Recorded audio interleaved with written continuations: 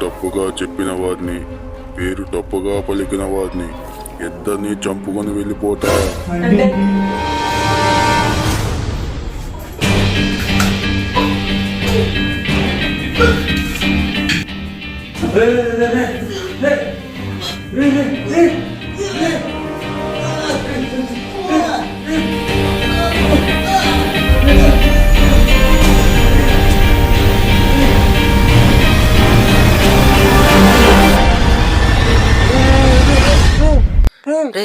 ఏమైందిరా?